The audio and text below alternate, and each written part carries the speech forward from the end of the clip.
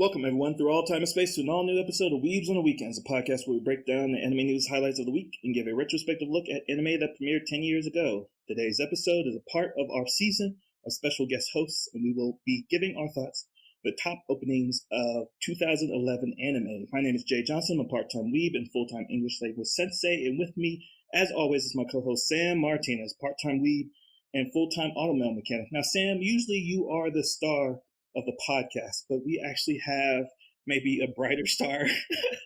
We maybe have a brighter star for the podcast episode today, given that opening themes are so, let's say they're musically centric or strong, or whatever you might say, that we're not inclined to be musicians. But we have a guest who is a musician, composer. He's a little bit homeless, maybe.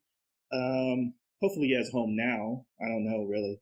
But yes, he's performed in clubs, cafes, has composed backing tracks or scores for a burlesque show and a play. And our today's guest is Razza. Mr. Razza, how are you today? Hello, listener. I hope you're listening well. We're gonna do a little ear titillating today.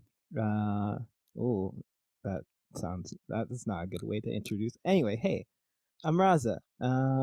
Yeah. So at least you warned them before the titillating happened. Yeah, that was nice of you. Yeah, I mean, if you're into titillating, then stay on. If you don't want to, then I understand. Well, I guess we're trying to get more viewers. Whoops. Consent is king here. Yeah, consent is key. Go find another podcast. Am I allowed to say that? Yes, you're allowed to say that. We're in the first minute, so you can berate our listeners if you like. But yes, you are a master musician. You are a bard of all sorts, wandering around the earth on your ukulele on your back, saxophone in your pants. What other instrument do you actually play? Do you still play the mouth harp? No. You're thinking of someone else. You're thinking of Kaisel. I know, but did you ever pick that up from him? Nah. Oh. I can beatbox pretty well. Okay, so you have lips. Okay, lips. You have the ukulele. You have the saxophone. Anything else? Yeah, I can sing a bit. Other than that, as always, with our guest, Mr. Razza, Monsieur Razza, we are talking about the top, let's say, 9 anime that really define your anime taste. Get us to know you. Who are you? This is a dating website now. So if you're going to introduce yourself to a weeb, what are the 9 anime that you think define your tastes? Well, you want to be swiped right. So I want to be swiped right. Okay.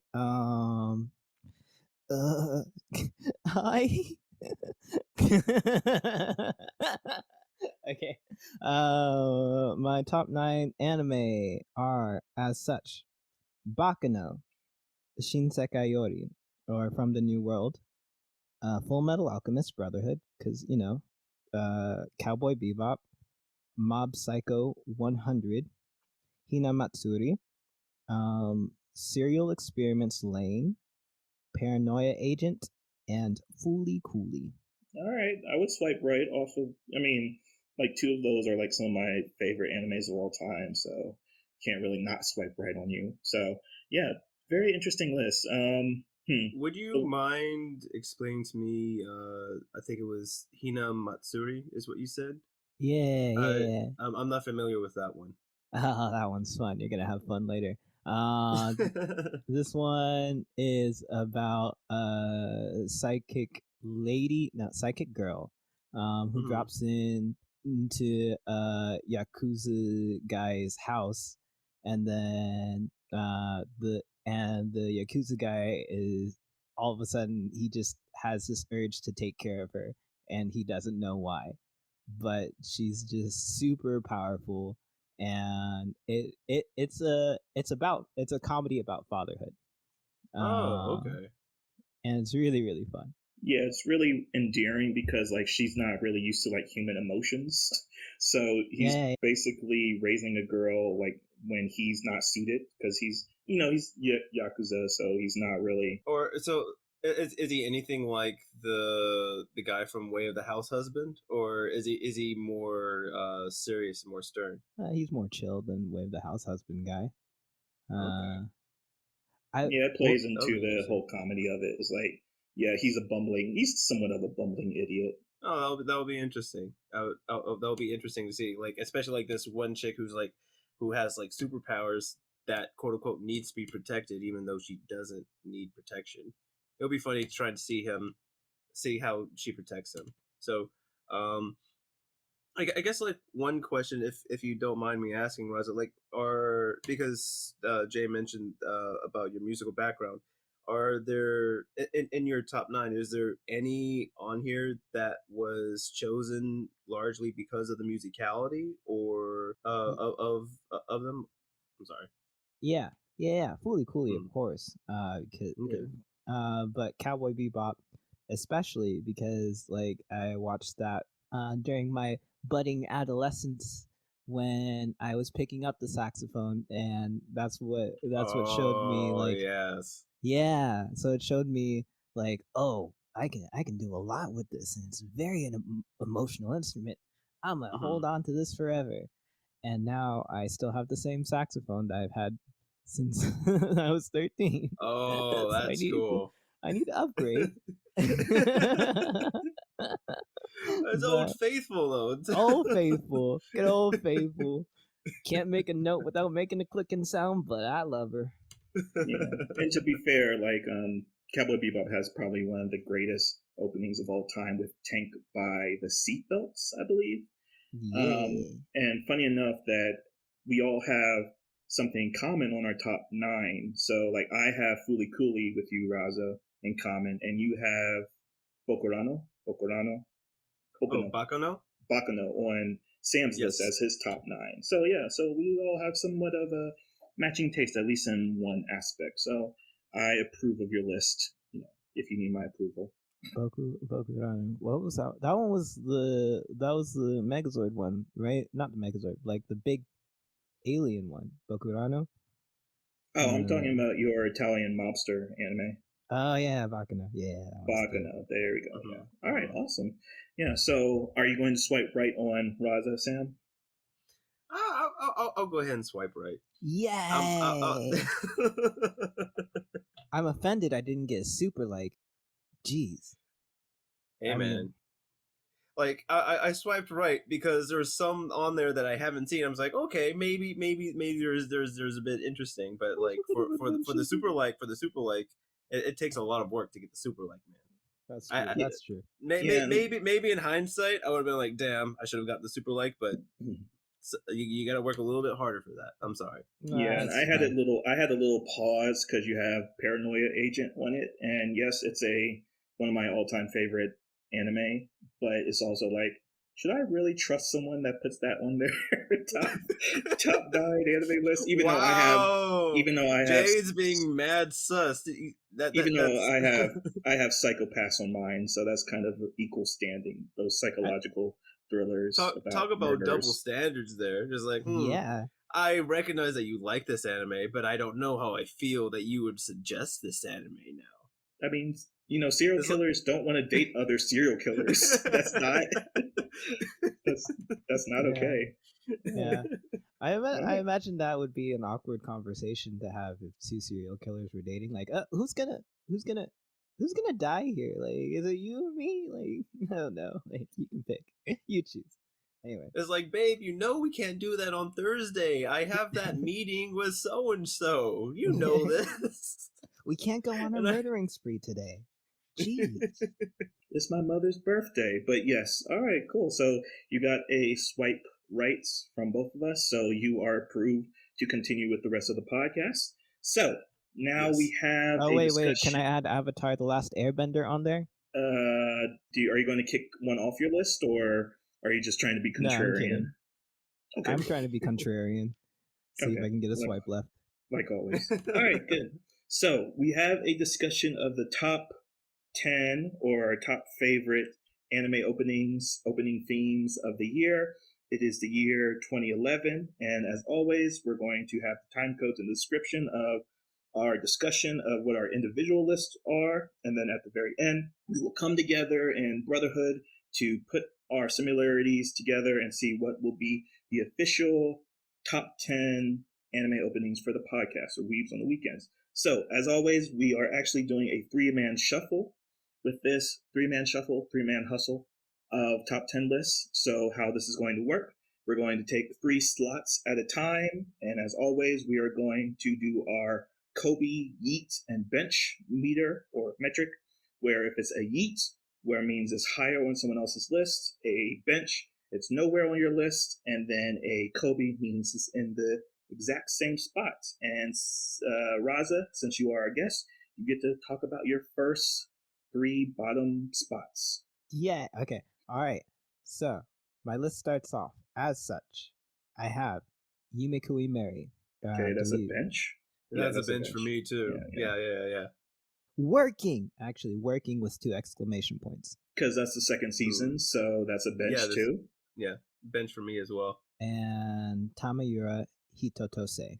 That's another bench. I would like to hear a little bit more about these animes because I have not heard of them. I've heard of Working, but not the other 2. I mean, we have an episode of Working season 1, so I hope you've heard of Working. But yes, so that's a bench for. I'm sorry, Raza, that your first 3 are a bench from all of us. But yeah, tell us why that made your list. What's so special about these 3? Okay. Well, first, let me tell you about my process about finding these animes. Yes. So, I was invited by Jamel to name the top 10 animes openings of 2011. So in my head, I thought, oh man, now I have to listen to all of them. So yes, that's what I did. I listened to all of the anime openings. So I cannot recommend these animes to you. I can only recommend their openings. But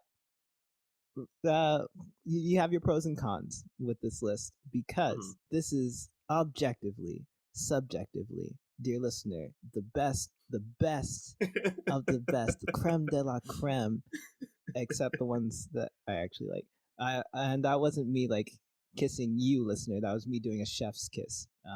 Unless you're into that. Anyway, so these anime openings are ones that I feel fond about. Yeah. What was the question again? so why is your number 10 your number 8 on the list? Because have you watched those before? Those one of the openings that you haven't seen the anime but you did see the intro. Like what? I'm sorry. Yeah. Okay. Yeah. So my way of picking out the anime openings was by 2 things or 3 things actually. One is the song jammable. Would I want to play the song later? 2 is the animation. Does the animation grab my attention, or is there something grabby about it? And 3, is it magical? Like, is there something there that I can't explain? So like that X factor, that wow factor. Yeah, the X factor. Okay. Am I going into like an in-depth explanation right now, or am I waiting on that? No, you can go into it in depth. Yeah. Okay. Why are these so low? Why are these so low? Or why did they even make your list out of all the hundreds of? Yeah, so there's like a good number of anime that came out that year. Like, if you go into Wikipedia, I believe it's 127, officially broadcast anime, not counting ONAs or OVAs. So of all the anime that you did consume, at least for their opening. So why did these make your list? Okay, so I have my little friend, hold on, my little ukulele here, because I don't know much about music theory, but I can play you what I know. Okay, so with Yumikui Mary, it has this really, really fun opening. It's just like and then I'm just when I hear that, I'm just like, oh, I'm awake, I'm ready. It's like, what? Something's happening, and something's I'm here happening. For it. Like the way the song goes, it's sort of grungy. I like describe it as like an Evanescence sort of feel. Like it brings you into a like, and then like her voice is just so sweet over it. I I can't speak Japanese. I'm sorry. I tried. I tried this week to learn some lyrics. It didn't work out. But what I really like about Yumakui Mary is when instead of like doing the typical anime opening where it's just like, oh, here are our characters, and we'll show them in still frame with like a little background, and like we'll kill off the music and stuff. In that space, they have like this alternating emotional feel, where we see a little bit of Mary and her friend during their childhood, and then we're taken back to we're taken back to present day where Mary is eating dreams or something. I don't know what she's doing. She's doing a lot of kicks. Okay. So it sounds a little something like it's a little graceful, like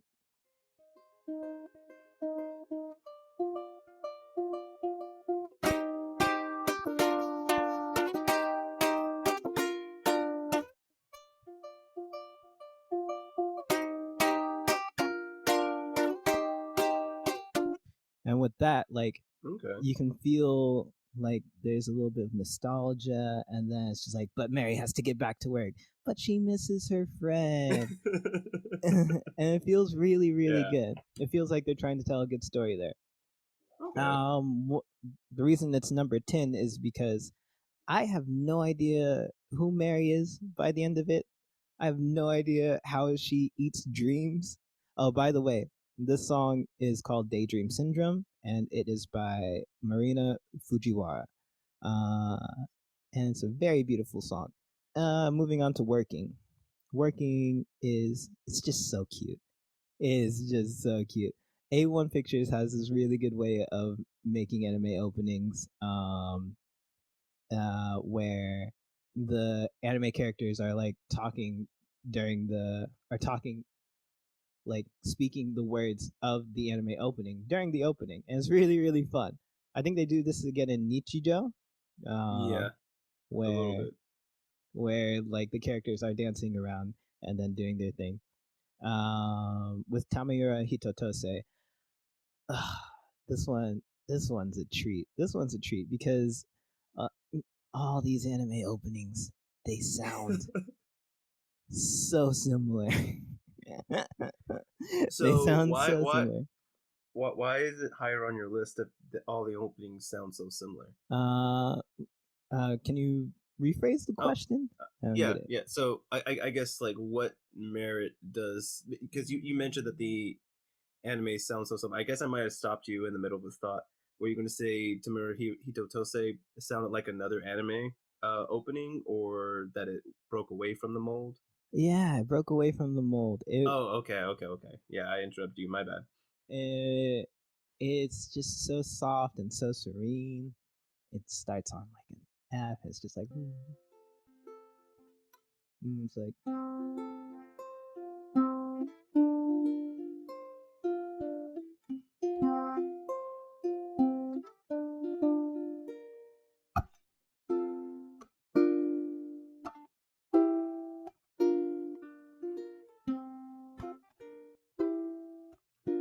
and then like at the end, it has this beautiful, beautiful. Oh, I have to make way for the idea behind the animation, because I think the whole show is like about cameras and taking pictures and stuff. So it has a very, very close eye on one, what's in the frame, and two, what are the characters in the frame as well. So there's this moment when the main character is writing in. It's the first moment you see her, and like with most openings, the characters are like all up in your face, and you're like, "Hey, I'm the main character," and then they're popping out at you, and you're like, "Whoa, okay, I guess we're following this person for the rest of the season." But instead, this person just rides into the scene on a bicycle, like really, really tiny, and you get to see the whole environment that they're in. And it continues this theme by like it has the picture of, I guess, what they took, and then in the background that's blurry, it's where they took the picture. So you know how it's like seeing something through somebody else's lens and then seeing it objectively in the background. So it's really, really cool. It's really, really nice. People should watch it. You should watch it when you're done listening. Okay, so this is one of the animes that you have watched, or No, this is all I you're can tell just talking from the about opening. watching the opening. Okay, Yeah, okay, this is okay. the opening. Yeah, and the chord progression at the end of that. If you want to learn something good, that is something very, very well written. My 10, 9, and 8 for myself. So I had similar thoughts going into this with this anime. It was like, oh, we're gonna do top 10, and I'm like, oh dang, now I have to watch all the anime openings. So I just watched mainly the ones that I thought that I would be interested in to try to save time. And we could talk a little bit about this too, because going into my list, I was thinking about uh, sort of like some of the things, the aspects I was thinking about was number one, like maybe impactfulness or uniqueness in the sense of when you hear this, you associate it with that anime. Sort of like whenever you hear "We Are," you think about One Piece, things like that, or so like uniqueness, impactfulness. The second aspect was like how well the music meshes with the anime scenes that we've seen, that we're seeing. Like if what one aspect is playing off the other, whether or not the animation is uh, accompanying the music well, vice versa. Number three would mainly be like how well the animation is done. I guess sort of like leans into like that second aspect, and I guess like sort of the fourth one, or I guess like the true third quality that I was looking for is after the watching the opening, can you get a sense of what the anime is supposed to be?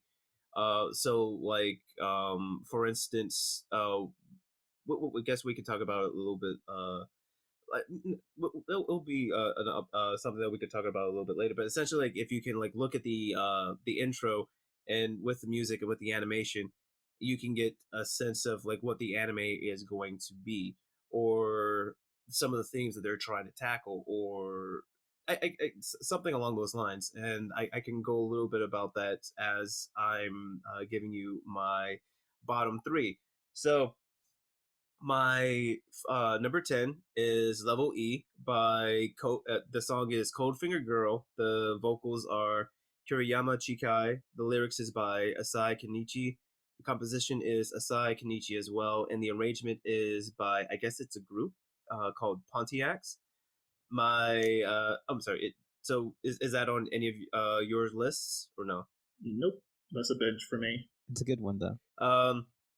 My number 9 is Dragon Crisis, where the song is The Immortalist, and it's sung or written by Yuri Hori. Bench.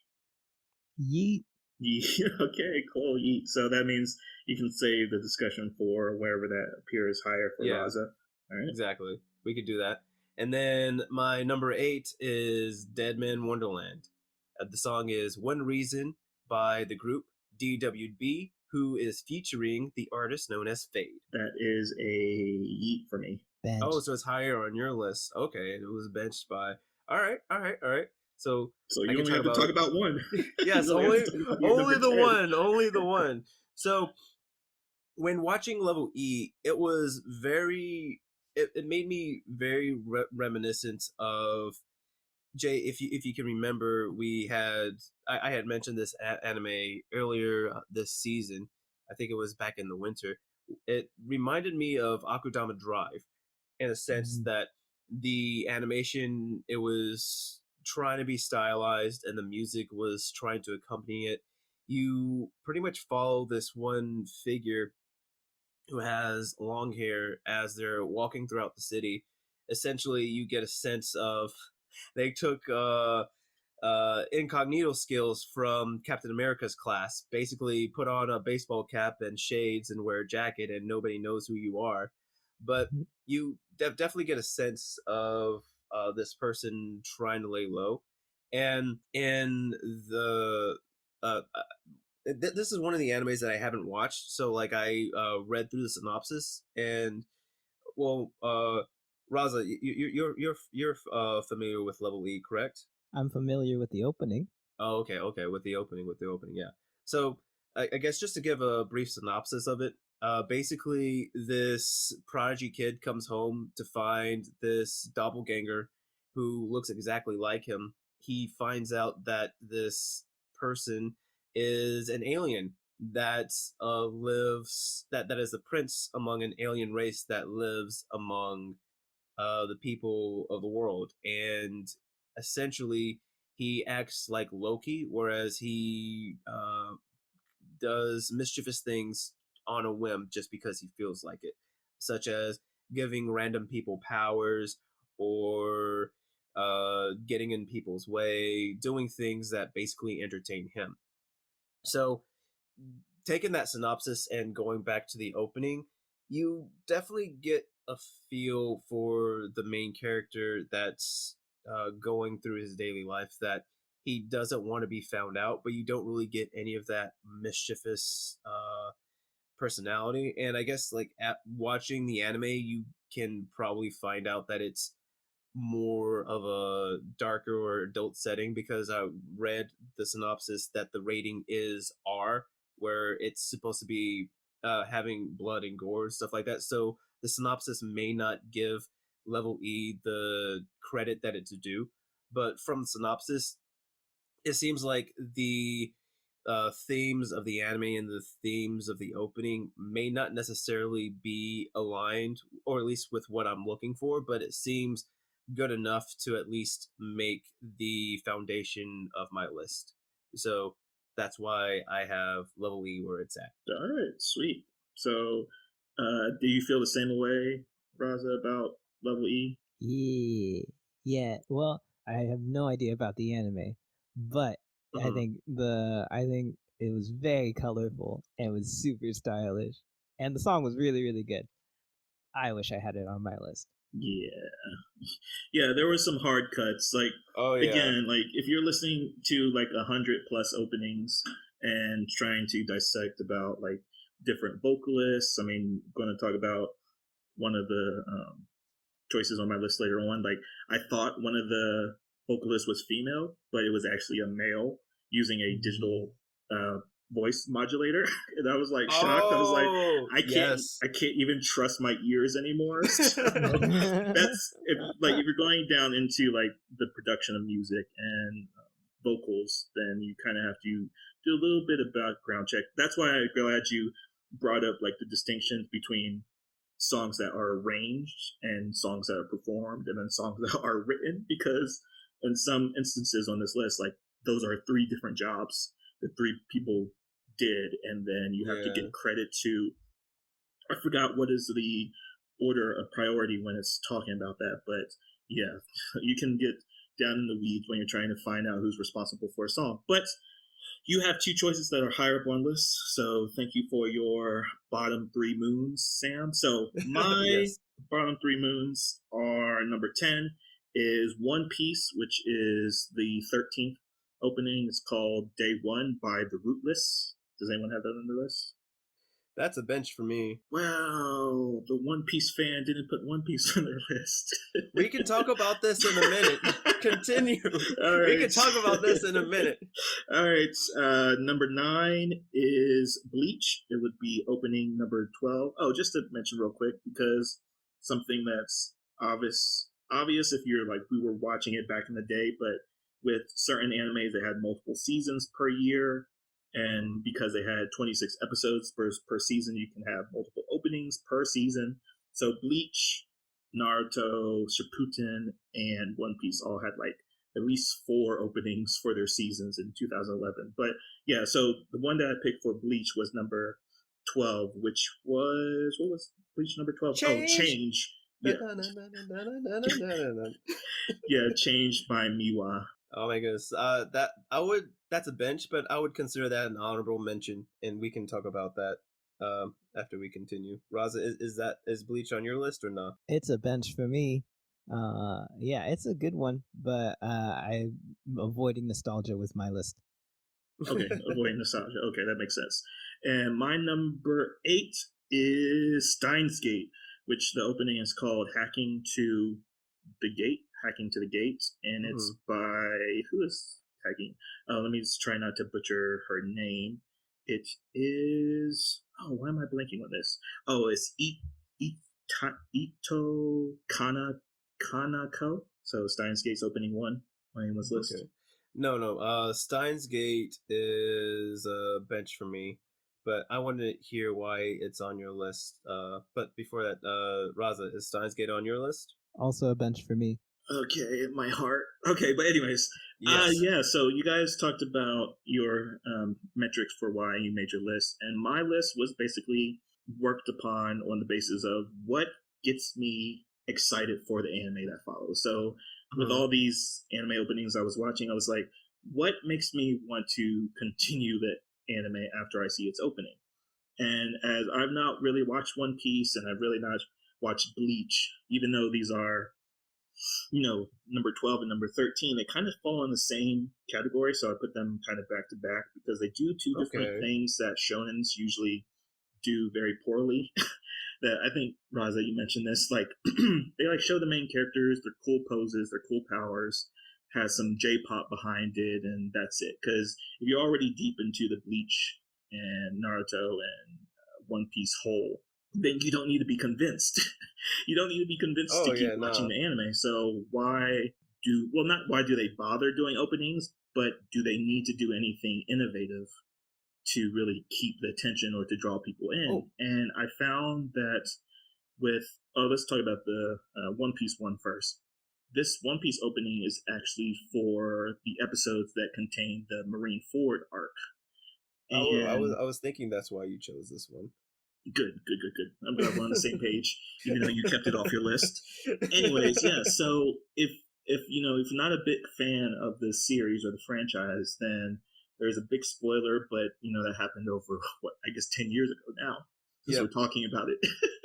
But yeah, that even longer if you read the manga. Exactly. Yeah, that's very true. Is that a main character dies, and in this opening that they showed, like the main character Luffy and the connection to this character is like very much in a very heartfelt way. Is that the music is done by the Roots and the Rootless, and they're like this rock band that kind of works with like heavy guitars and heavy bass riffs, like in their intro to the song and the outro, and like how you feel maybe with the ukulele or with the Mexican guitar. I don't know what the difference are, but it's very emotional music. It really pulls at the heartstrings because if you get into like the sonata of these, see now I'm trying to not go too deep into what I've been learning about music to impress Raza, but anyways, yeah. So you wouldn't impress me anyway. Go ahead, man. Okay.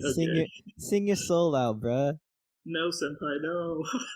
But yes, it's just that they do fall into the shonen trope of like showing cool powers and not doing much to really appeal to new viewers. But the two bottom spots on my list is because one, the Bleach one is kind of iconic. It's changed by Miwa, and Sam did the lyrics for that. But yeah, it's the focus of that opening is on, oh my gosh, I should have looked up the characters' names because I have no idea. But there's the girl Orihime. Yeah, and her kind of relationship with this demon character. Is it Yukiora? No. Oh yeah, Ukiora. Yeah, you're right. Ukiora. Yeah, it's very funny that even though you don't know anything about Bleach, all the interplay, the emotionality of the characters does bleed through into the opening. So it's not just the cool poses and the powers. There are like very subtle things that these two openings do. And this was choosing between like the three other openings that Bleach and One Piece did in this year. And that I felt the strong emotional connection in the openings that was like, oh, I might want to watch One Piece again, or I might want to watch One Piece, or I might want to revisit Bleach. So I got really caught up in the nostalgia. So that's why it made my bottom two, and that's the only reason that I'm going to say that the appeal of these two openings is basically set in nostalgia, which you guys maybe try to avoid, but I leaned into it a little bit more because, man, Bleach has some killer openings. Like they're kind of like, Yes. I just want to a little bit why like I kept the openings for Bleach off of my list a little bit because Raza had mentioned it too. Just the power of nostalgia. It just like you said when you had mentioned it, like I wanted to like just jump into song because of how iconic it was. And as I mentioned earlier, like for my metrics, like the iconic, like how well it meshes with the music and especially the animation for that opening. It's, oh my god, it's so good. But it runs into the problem, like you said earlier, with shonen, and I guess like you do, especially with long running shows, how you don't really get a sense, like if you're not knee deep in the anime, you don't really get a sense of like what's going on. With this opening, you kind of do. Like you get a sense that there's a conflict. Ichigo has to go to this certain place, and you see him fighting Okiura, the quote unquote demon that you mentioned, how the subtleties of the demon's relationship with Orihime, the girl that you've seen before, and how she is singing the lyrics of the song as it's going on. So like you get a sense that there's a lot at stake, but you don't really have a sense of what's going on. So that's why I had to swallow a bit of my nostalgia and just acknowledge this one and put it as an honorable mention because even though it does meet the first two of my criteria, I had to push it aside because it's not very new person friendly. And for One Piece, I just much prefer opening 11. So that's why those are my thoughts on there. So why Steins Gate? wow, the ouch. Okay, anyways, What? so oh nothing. I just like I thought Steins Gate was one of your favorite anime of all time, but never mind. Oh yeah, so the opening of Steins Gate is very much higher on my list because it goes into what I was really looking for my top openings. Is that it appeals to my sense of what is going on. So there's a lot Yeah. of vague symbolisms going on, and kind of I don't know, Steins with the Gate clocks has, in the background, not that vague. well, it's vague if you actually don't know, if you're not perceptive enough to get it.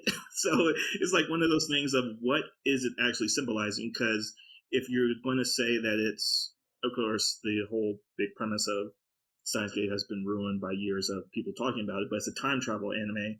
But if you're not really thinking about that going into it, you're not going to connect the ticking clocks, the mathematic equations and schematics, and like everything that the anime or the opening does is to showcase the main cast, but put them inside of this kind of haze because there's like multiple versions of themselves. Actually, that's not true. They're duplicates of themselves throughout the anime. So if you're not like keen to trying to understand what's going on, then it can go directly over your head.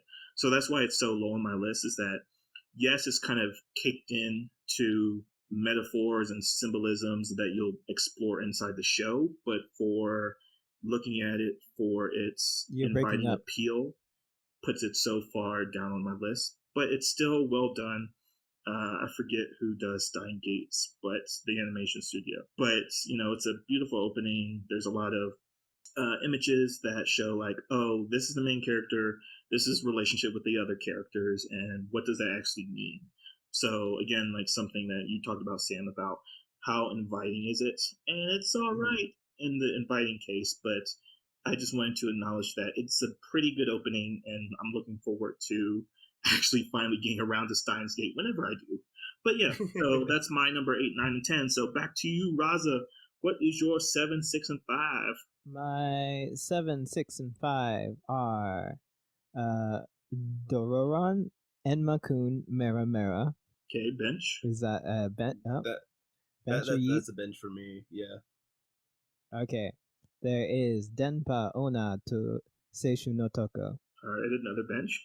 Bench? One more Yeet? bench for me as well. Oh my goodness. I'm interested to hear about these guys. And and Dragon Crisis! I know that one. Exclamation point. All right, yeah. So Venture you. So we had all benches except for Dragon Crisis, which is in your number 5 spot, 6 spot, and Sam's 9 spot, I believe. So yeah, you guys can gossip about Dragon Crisis, but tell us about your number 7 first. Okay. Although I apologize to number 10, 9, and 8 for not giving credit where it was due. I should have mentioned the titles and who made them. But anyway, we're moving on. We're learning. Doron and Makun Meramera. The title is Tamashi Meramera Ichudo by Masaki Endo. This song fucks. Like, I know I use my F-bomb for the podcast, but like this song, it's like Harry Potter and the Goblet of Fire, except hornier. Okay. I want you to imagine, just don't think Harry Potter. Think like some middle-aged man on stage with a wizard hat on or a witch hat on. That's what you should be thinking when you listen to this song. Because it's just like it has a pretty cool riff in it where it's just like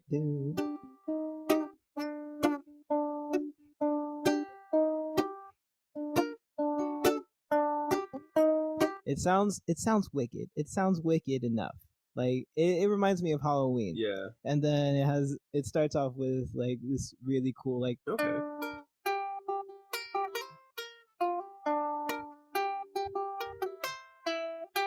something like that. And it's just like what I'm thinking in the back of my head is like, I feel like I need to take a shower after listening to the song, after seeing the animation, because I have no idea if it like just rocked out so hard. It rocks out pretty hard, and then but the characters look like children, and I'm just like, who is this made for? Because it does that. How am I supposed to take this? Yeah, exactly. And it's just like, what? For one thing, like, where's my train of thought with that one?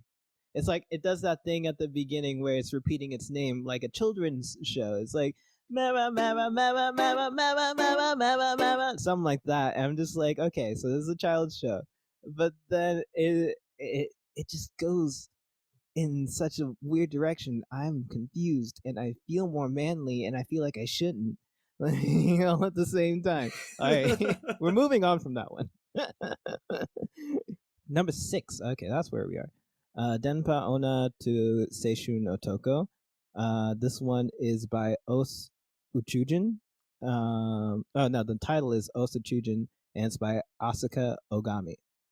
And I don't like this song. I don't like this one. Why is it on your list if you don't like it? It's about the integrity of the list at this point. We're too far into the list to turn back now. There are reasons I like it. There are reasons I don't. One, like the filter of that's on the voice matches the visuals. The visuals. Let me paint a picture for you, listener. The visuals, like the show is about, a cute, charming outlier girl, and usually in these openings you have like the girl interacting with her environment, and she's just like, oh, I'm so quirky, like Squid Girl or something like that. She's on the beach and playing around with her friends and being an outlier, but she has friends, and yay. But with this one, it's the room, it's just a room. It's a singular white room with moose heads on the walls, and then you have the main character, the girl. I don't know her name. I did not do research on the shows. You have the girl, and she's doing some Alice in Wonderland type shit where she's getting big. There are multiple versions of her. We only see her arms. She's very tiny, and what you get is a sense of, oh, okay, this girl is weird. And she doesn't fit in, not even in her own like headspace or wherever this anime opening is taking place. So Yeah. I think that I think the song matches the artistic choice that they chose. But the song, I just don't like the song. You just don't like the song. You're like, it fits, but it doesn't fit me. Which I guess is what they were trying to go for. Which is brilliant. Freaking best idea ever. No, that's good. You're like you said, the integrity of the list. I'm glad you're sticking to your guns on that one. You should listen to it once and never again, I guess. I don't know. If you're into it, you're into it. It just wasn't for me. Next one is one we can discuss together. Dragon Crisis. Oh man, I love the opening for that. You remember it's like dude.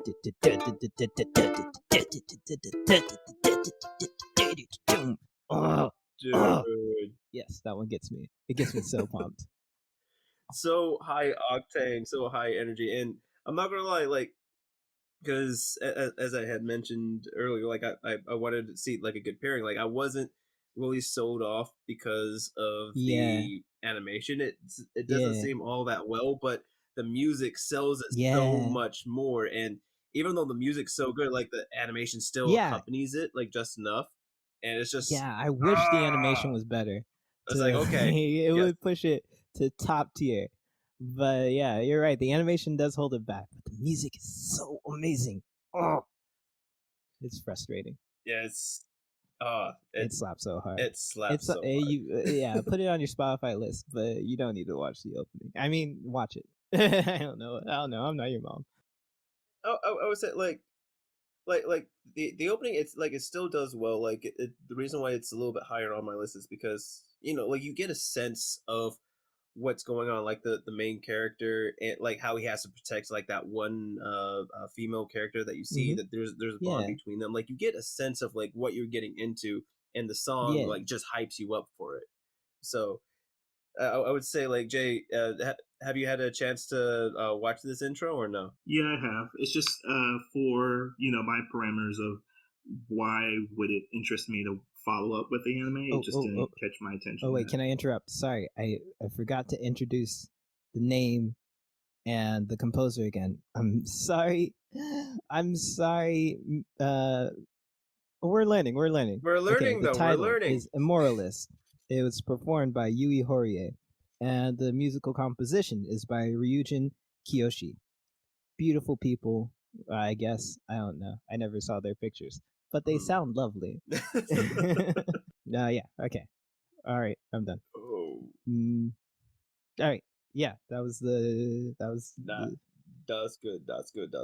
So, it was way high on your list, Razza, but why was it so low on your list, Sam? It was like what Razza had said before, and what I said earlier too. Like the animation was holding it back a little bit. It wasn't as high quality as the music was, but it was. Yeah, it did its job. It was good enough to accompany it. It did, and I would have to compare this one to Freezing if I would, because I watched the opening for Freezing and I read a little bit of synopsis, and I was so mad because the song was so good, but the animation that accompanied it, not horrible. It was bad. Backwards. Yeah, it was just a bad choice, as you said earlier, Razza, with main female protagonist. You basically follow the female protagonist. She's doing these everyday girly things, trying to make herself stand out by doing the same thing that everybody else does. But then you have this high octane song that's about shit, and you're like, okay, like why am I getting mixed messages here? I guess like they were trying to do something, trying to show that she's more than one person, like that she can go and fuck shit up if she needs to, and then she can go in her flower dress to go shopping or whatever. But it was just a bad pairing. Whereas with Dragon Crisis, it meshed so well the animation knew what the song was trying to do and did its best to accompany it. And so like that's why it was there, but it was also why it was holding it back. So that's why it was a little bit lower. I mean, it on had my some list. really, really good points in it as well. Like when like there's this moment where where the singer was going like da da da da da da da da da da, like doing like her own thing, like, and then like hands opening up and then it shines into the climax. So there are some really, really good moments in the opening of Dragon Crisis, but overall it's just he ended up being disappointing. Yeah. Nah, I got you. Yeah. All right. So good. All right. Thank you for your next three. So that's on to you, Sam. What is your 7, 6, and 5? So my 7, 6, and 5 are the following. My number 7 is Bento, with the opening theme being "Live for Life." Who was, I think it was the song. It was the only one that I could find in regards to the author composer for this song. Oka Tamachi no Yoru. And you said this was a bench for you? Yep. It's a bench what about for me, you, Razza? It left me more confused than anything. I was just like, why are they fighting? Okay. It's gross. So, okay, I could talk about that a little bit. Let me go on to my other two. So my 6 is Mararu Penguin Drum. Penguin Drum. The song is Nornir by. Hold on a minute. There's a lot of hands in this one. It was performed by Etsuko Yakushimaru in the Metropolitan Orchestra. So is that on anybody else's list? Yeet. Oh, okay. So we can talk about this one a little bit later then. And then my number 5 is Hunter x Hunter, the first intro, which is Departure by Masatoshi Ono. That's the farthest bench I could probably bench something. All right, but that's just me. That's just me. It's a bench for me as well. Not that far. I've seen some bad stuff. But it's down there.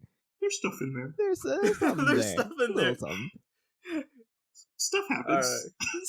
Stuff happens. Okay, so I guess let me just backtrack a little bit, then I'll go with Bento. Okay, hold on.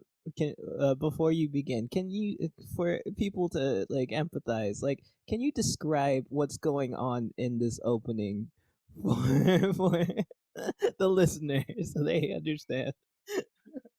Yes, for the listeners. So I'll describe the opening before I give the synopsis, so that everybody can be like in the same mindset as you were, Razza. So as you're watching the intro, again, I guess it seems to be like a big theme of my Lower Moons is the music is high octane, high energy, and you sort of flash back between these, I think it's 3 to 4 main girls, and sometimes they're off doing like things in the park, or they're in school doing notes, and you flash in between them and a convenience store, where they're in a convenience store and they're just fighting these people, and they're just laying hands like no tomorrow, basically all little mini Black Widows, right? And again, like it just matches the music where they're just fighting, and then you also get these glimpses of these other people, and you don't see them outside of the convenience store, but you see them also going in and laying hands, sort of running through the aisles, sort of like Final Fantasy, jumping off the aisles and fighting everybody else. Essentially like going towards the back of the store to this one row where you can see these different boxes that are labeled. And did I describe it enough, Rizza, to confuse the audience as you were confused? So essentially the synopsis of this anime is that basically these schoolgirls, they're a part of this club where essentially they go to different convenience stores to try to get the best bargain deal on specific bentos, because there will be bentos that would have a certain markdown price. So like you say, like a I forgot what it's called, but it's sort of like the maker's special of the day or something like that. And it would be like this ridiculously good bento box for a ridiculously cheap price. And basically, in this club, you're supposed to try to go and get this specially marked bento before anybody else does, because you not only get bragging rights, but you also get this bomb lunch for on the cheap. And the way that you do it is by fighting these other people so that you can get this super special box. And I saw this anime, and I guess like this is a little bit of nostalgia rearing its head, because I had seen all of it, but trying to go back to the merits that I've had before in terms of iconic, the meshing with the music, and the sense of what's going on. I thought that you probably had a good sense of what was happening, but like getting Raz's reaction, I guess like the animation doesn't really give you enough to go off on. Like you said, like you see these people fighting, but you don't know why they're fighting. You just know that they're fighting in a convenience store. So I guess like knowing that little bit helps you, well, helped me understand what was going on. So I was sort of looking back, thinking that I was being objective, but I was still having like the nostalgia tint on there because I know what the story is. But yeah, did I at least help clear things up for you, Raza, or are things I still mean, I clear guess as mud? the opening explained it very well then. Because they're just beating the shit out of each other in a convenience store, and I'm just like, is this a tournament? Is Like, this why the whole is thing a this tournament happening? arc? Like, what's going on? Yeah, it's a fun watch. It's No, definitely worth being on your list. I yes. appreciate that you have it. Now that we've talked about that, we could talk about the bigger elephant in the room and why uh, it's such a huge bench for Jay, despite the fact that he has Bleach and One Piece on his list. So I have Hunter x Hunter on my list, and Shots called. Shots fired. All right, defendant. You're up on the Oh, I'm not sure platform to who's be judged. prosecuting and who's What defending at this does point. departure? I'm prosecuting because he has it in number 5. And please tell us, what does departure for the first opening of Hunter x Hunter actually tell us anything about the story? Gone. You don't. Well, for one, we don't know the characters' names or anything. But there's a kid with a fishing hook. There's a dude with the briefcase. It's the proto Yeah. example of main characters running at camera for a minute and 38 seconds. What is there to enjoy with the opening? So, divorcing it Yes. from how wonderful the anime is, why is it so high up on your list? I guess with this one, mainly because of the two merits that it had ran into. So again, the merits is being iconic, how iconic the music is, the meshing of the animation with the music, basically how good the animation is, and the synopsis. And as you said, the synopsis on this one is lacking. You get a sense of adventure, but you don't really know like where they're going. You just know that this kid with a fish hook is adventuring with this old guy, even though he's like 17, in a suit, and he has these other friends that they're adventuring as well. But I would say iconic mainly because with this song essentially, like when you hear it, you know that it's Hunter x Hunter. It's very, very closely tied into it. It's very much like, again, with One Piece, how when you hear "We Are," you think One Piece. That's how this song is for Hunter x Hunter, because very much like "We Are" in One Piece, they reprise this song for one of the most for one of the most fan favorite arcs later on in the show. And the fact that they pair it up with a fan favorite arc and they recycled the song again, it basically implies that the fan reception for this song is very, very big. So that's why I think that it leans highly in the iconic merit because of how synonymous it is to the franchise itself. Also, the level of animation in this opening, it's very, very, very good. As it's almost, I mean, it's a testament to how good the animation is in the show overall. So it's not a bait and switch where the anime intro is really good and then you start watching the anime and everything feels like it's still within the first week of production. It's very congruent with the animation, with the level of animation in the anime. So you do get a sense of you get a proper sense of what you're going to be getting into, even though you just know the bare bones of these people are going to be adventuring. You see these fantastical creatures. You don't really know exactly what's going on. Like you said, it falls into that classic shonen intro trope.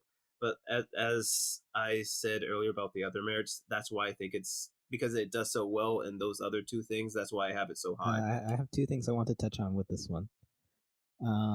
One, the 17-year-old guy. What's Leorio? Yeah, Oh, love the that guy. Oreo. Do you, Yes. I want to take this time to appreciate this anime gene trope where women have the blessings of being able to live 900 years and still look like they're 9 years old. And Yes. men, on the other hand, have the ability to look like 36 when they're like 17 or like 14, and they're just like this fucking jacked like gangster looking guy. You're just like, how are you still in middle school, sir? Like, Yes. do you think Leorio is prey to that gene, that anime gene? I would just say he wasn't prayed. He wasn't blessed to have protein in his Yeah. morning milkshakes, but he was definitely beat with Okay. the old man stick and that was a joke. That's a joke that they also play into the show, how old he looks. Because when you see him, you think he's a middle-aged man who's about to go through his midlife crisis, and he's like, "No, I'm 17 years old. I'm trying to get into medical school." It's like, what the heck, man? Bro, I feel sorry for the genes you were given. uh But yeah. Second thing is like, is it, I like, for me, the Hunter x Hunter Mhm. theme song, it became iconic because it doubled down. Like, no matter the season, it was the same song. Like, no other shonen ever like even dares to do that. It's just like, it even if the animation, which is still good quality, changes, the song just stays the same, and it's just like, this song is Hunter x Hunter, instead of like in other shonens like One Piece and Bleach. Like, what number are we on by 2011? You said One Piece is Oh yeah, yeah, 12 and like 12 13. and 13. And Naruto is Yeah. probably on like 70,000. I don't know. Naruto had a lot of openings by this point, and it's just like, you pick Mhm. you pick your favorites out of those. Do you think it would have been better for other shonens to just hold on to the same opening, or how do you think that would change the landscape? With that, it's sort of addressing the topic, which it would sort of address the topics like what makes the shows here in the West so different from the East, and one of them is the fact that the theme or that the intro changes so much, and I'm glad that you brought it up because over here in the West, like growing up, the Go theme go Power song Rangers! for say yes, the Power Rangers, or the Jetsons, Johnny Test, Johnny Quest, because like it's all, Mm-hmm. or even Gumball, right? Something that doesn't necessarily have words. they use the same theme. Or SpongeBob, it's always the same song. Like no matter how much better the quality has gotten in animation, it's always the same thing. And it's good in the sense that, again, it has like that iconic merit that I had mentioned about, where it's like you're replaying the same thing over and over again. But it then again, like that's not necessarily great, because what we've seen in the East, where long running shows that we continually talk about, like Naruto, Bleach, and One Piece, like you definitely know the better song choices just because of how good they are. Or even with another franchise like Attack on Titan or My Hero, where every intro is almost as good as the last one, even though you may be a little bit butthurt after the first few episodes because you still love the other one. Then you start loving the new Depends one, on the opening. and the cycle continues again. Or at least like Yeah, that's yeah. that's for me personally. So like I guess like so it, at least like that's the thing that I'm thinking, like when going into that realm, is sort of like thinking like, is it iconic just because it's being repeated, and is that necessarily a good thing, or is it iconic because the song itself stands out? And thinking about that now, because now that you mention it, like with Hunter x Hunter, I had forgotten that they basically just use the same intro over and over again. So it's sort of like they're blending the East and the West, even though they have the same song. They would change the animation stuff or the animation intro to match what's happening. So, but I mean, Jay, what are your thoughts on that? Do you think I'm right? Do you think I'm just full of BS, or you just want to It's a move on? good. Well, I want to move on, but it is a situation of like tying in like theme music into what's going on. So they're doing exactly what you said. Is that if anime is supposed to basically mold itself around the themes that are going on, that if they're just keeping this same theme music, then what does that say about the anime itself? Are they saying that it's so generic that you can just play, the same music over and over again? It's like a minstrel show of, um, and no matter what's going on. But it also, like you said, it codes you into recognizing this music every single time it comes on. So when you say something is iconic, that means it's memorable. And when I was listening to, just because I've never seen an episode of Hunter x Hunter, I didn't know that this music is even iconic. I didn't know that there is history behind, it being played. Like people will recognize it. It's never been. So when I listened to it for the first time doing research back on this, I was like, oh, this is good music. But it's like one of those things of like, Yeah. the opening doesn't appeal to me because it doesn't tell you anything. There's a bunch of people running towards a tower. There's a clown, and that's basically it. So I didn't really have much to go off from. But if you're talking about the history and the impact, and that's probably what was your number one criteria, its impactfulness and staying power. Yeah, staying power of it. Then I see why it's so high on your list. But that was your number 5, so I'm sure we can move on. But all of my critiques of it was just counter points because of my own metrics that I set up. But anyways, so talking about my 7, 6, and 5. My 7 is the first opening for Wandering Sun. Bench, but good choice. All right, cool. Number 6 is I don't know why I didn't mean to do this, but number 6 is the first opening for number 6. Oh wow, that's too cool. That's a bench for me, but I'm glad that it is where it is on your list, Jay, because of that. Just need one more 6. It's a yeet for me. Okay, yeet for you. All right, sweet. And my number 5 is Dead Man Wonderland, the first opening. That was my number 8. Okay, cool. So, and it's I guess a bench for you. I watched Razza? it. Okay. Oh, okay. Yeah. So it fell in your nostalgia, against your nostalgia metric. Okay, cool. So yeah, Wandering Sun. It is a very, very under the radar anime. I only became aware of it because Forbes magazine produced like, what are the 100 greatest anime of the decade, and this made the list. So I was like, oh, I definitely need to check it out now. And since it came out, 2011, I was like, oh yeah, it should definitely go on the list. of anime that we should be watching, but there is a lot of sensitive topics in the anime that I didn't feel comfortable talking about before I get educated on it. So that's why it's not on our schedule. So don't look forward to it, Sam. But yeah, no. Wandering Sun. The opening is by the artist named Daisuke, and the song title is Ishu Data, and basically it is a opening that has no characters in it, and I was so shocked by it that it is this beautiful. I'm sorry.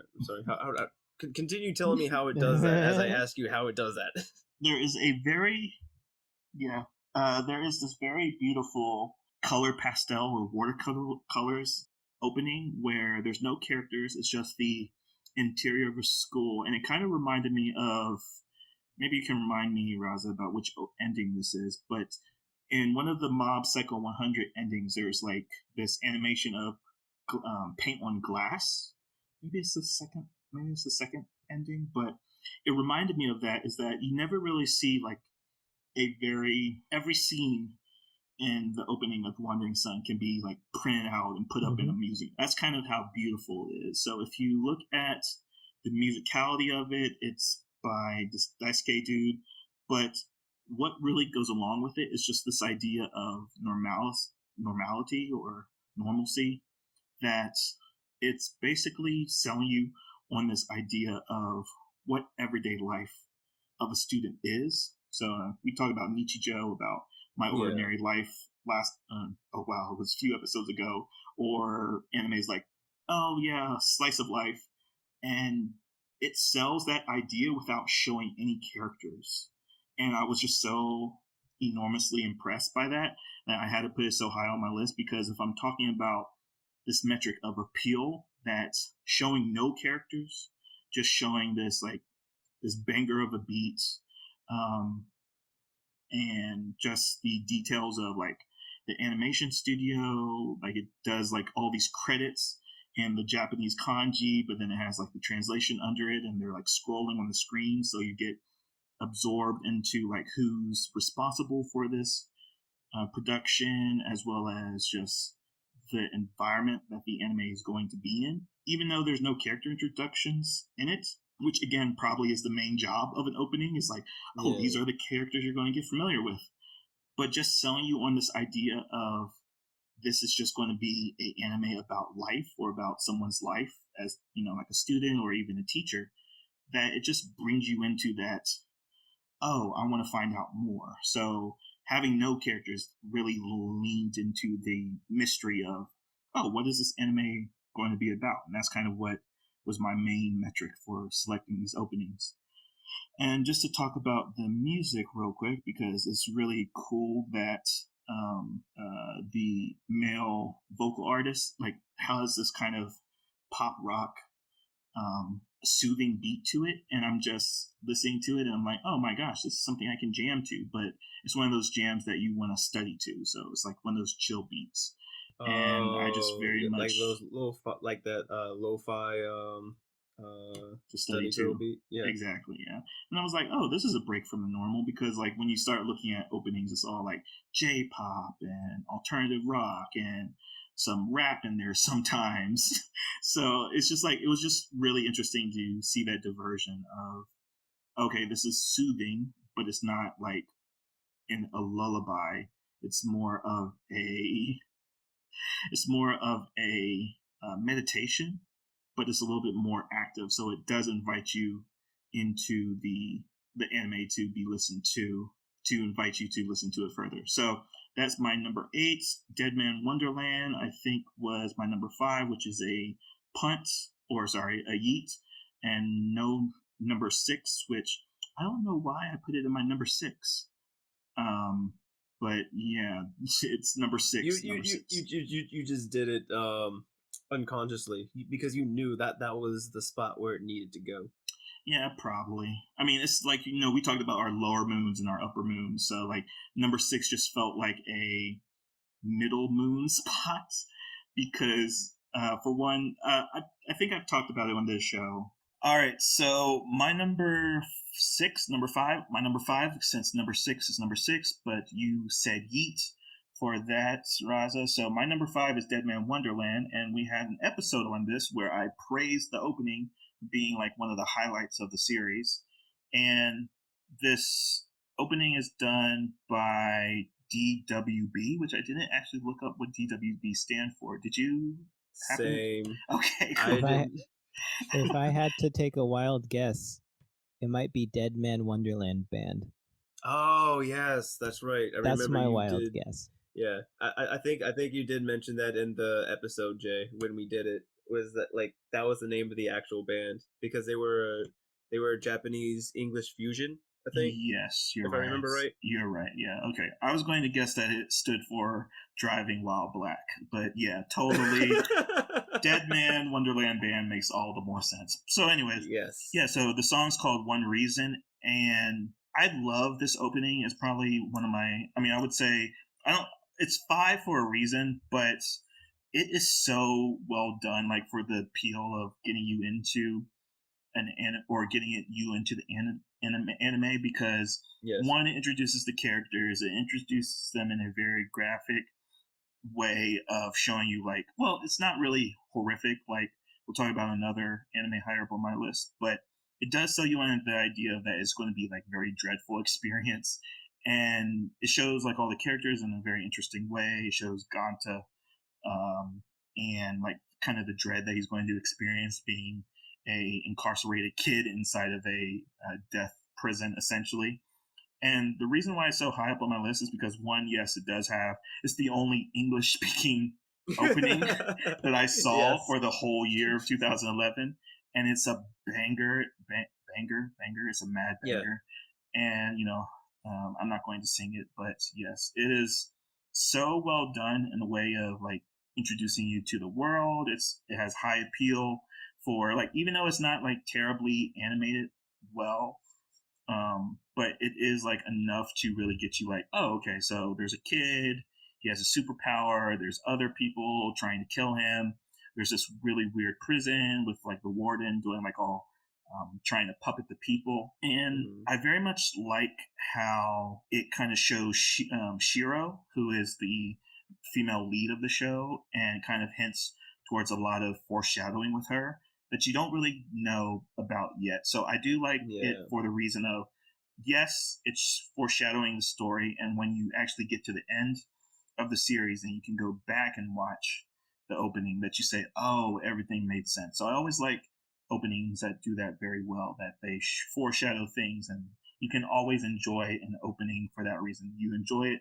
off the first knee-jerk reaction that you have to it, and then you enjoy it again once you finish the series. So Sam, it's high up on my list, but why is it so low on your list? So no, it's interesting because a lot of the reasons, like with this one, I was struggling between choosing this one and another opening, which I'm thinking is an opening that's on your list later on. So I'm not going to talk about the opening that I was contemplating for with this one, but the music is very iconic, like you said, and it's partially because it's English, so I was able to understand it. And not only that, but like they did basically sing the title of the song, and it meshed very well with, or at least the anime meshed very well with it as well. Like you were getting a sense of the themes that you were going to have to deal with, that how graphic the anime was going to be.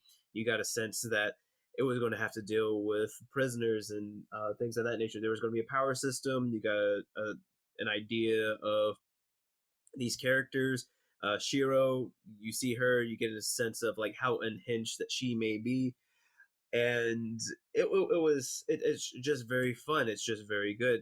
However, I guess because a little bit of the animation is not necessarily like as good as what the animation of the anime was going to be, but and also the sense like it's you get a sense of the story, but you don't necessarily have like an idea.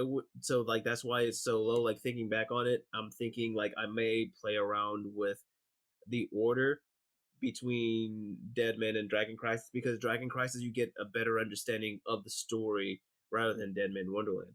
But as I said before, because of how iconic the song is and how uh, better it blends with the anime, or the animation in the song blends so much better with this with the opening. I think that's why I have it in the spot where it's at. So I'll probably just leave it there, because as I said earlier, Dragon Crisis, it was good, but the animation could have been better in blending well with the music, and I feel as though Deadman Wonderland did that better. Gotcha. That's fair, yeah. And just to mention, because you brought it up, just like to show how unhinged Shiro is that they also play with like the silhouettes of the characters, and like I very much like when they show scars, or at least characters that are scarred, because you Yeah. can see in the silhouette or how all the characters are dancing and moving that Shiro's like body is kind of stitched up.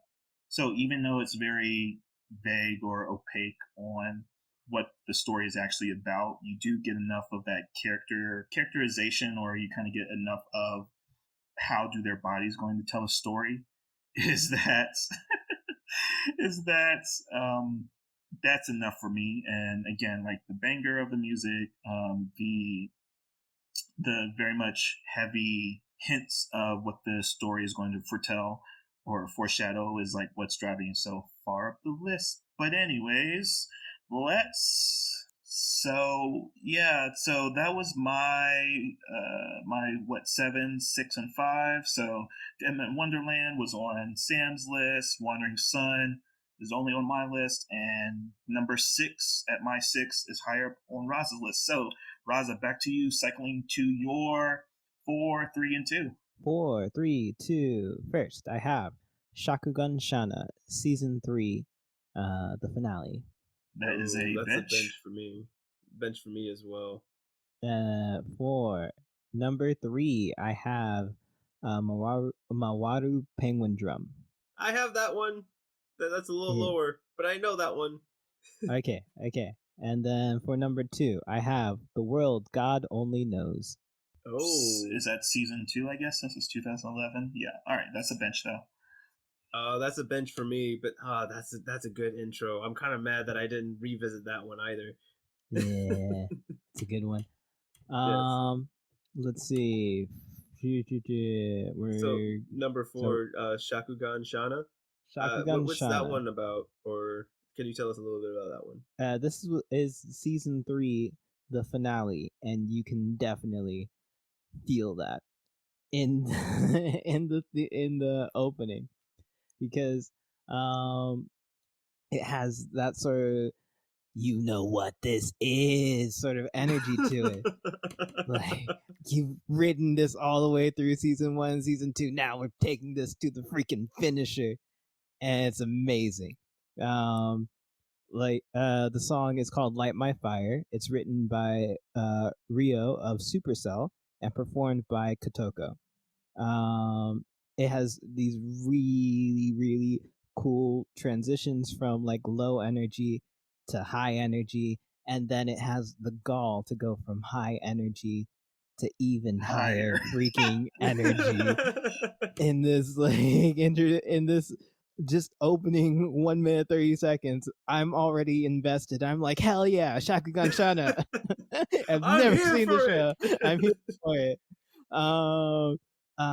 And then like at the end, the lady's just taking off with the vocals, and then she goes like, whoa, and then like I guess the main character, I think she's the main character, I have no clue, but this lady just lights on fire into a fireball and then takes off into the sky, and you're just like, yes.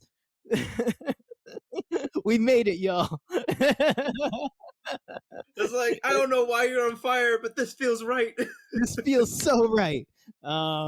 Yeah. Going back, rewinding a little bit. There's a point in the open, like what holds this back is the sheer amount of characters they have to introduce. Oh. Because it's season 3, but I guess they have like 17 different factions going on. I have no idea what the plot is. It looks complicated just by the amount of characters that they had. But when they're done introducing all the characters in their still frame and whatever, typical anime stuff, like when the song's about to take off, the screen goes black, and then this lady in a maid costume, because it's anime, of course, she like lifts her hand above her face, and then her face like catches on fire, and then turns into a mask, and then it just like explodes, and then Oh so my good. goodness. It It's sounds so it sounds good. a little bit like Fire Force a little bit. People turning on fire and things Oh are no, it's happening. just her. It's just her. Everyone has their Oh, own special way to power up. Apparently, like oh, one person, okay. like she's like she like, uh, her face. She does her whole transformation thing, and she has like a fox mask or something. And then the song takes off, and then this one person has like, I don't know, some different colored auras that he can control. He's like the devil, and then I guess this person's important. There's this little boy who comes on and then has this like paper rock sort of thing that goes around, and then that's when the song goes into its final form, and then takes off into the end. Oh my gosh, this one's amazing. It's really fun. It's really fun to watch. Nice. I think I'm probably gonna have to look into that one. Then you want to talk about Mawaru? This is by Nornir. The song is called Nornir, and it's by Etsuko Yakushimaru and the Metropolitan Orchestra. Actually, I think that's all one word. Etsuko Yakushimaru Metropolitan Orchestra. Yeah, that sounds about right. So Yeah. why is Penguindom so high up on your list? It's so stylish. First off, the music is stylish. Hold on. As the whole how'd it go again?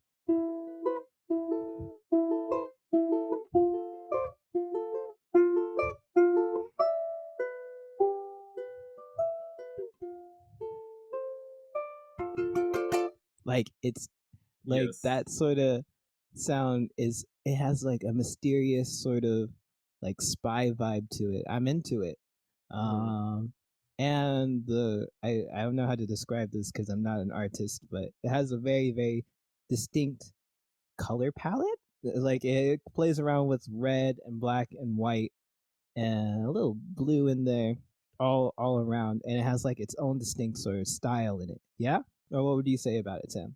Oh, I would say that it's like you said. It was just it has a very distinct style to it, very similar to what Jay had mentioned earlier. I can't remember which anime that it was. It was the one Wandering intro Sun. where, yeah, Wandering Sun. It was very similar to that in the sense that it used negative space in a very good way. And I think, like for me, like when I was in school, like I learned that was a Japanese thing. So it made me realize, just how Japanese that this anime was and how they use it. It paired very well with the music, and as you said earlier, Razza, like it feels very much like a spy vibe. It has a mystery vibe to it. Like for this spot, I was choosing in between this one and another anime that was about mysteries called Ungo, and I chose this one mainly because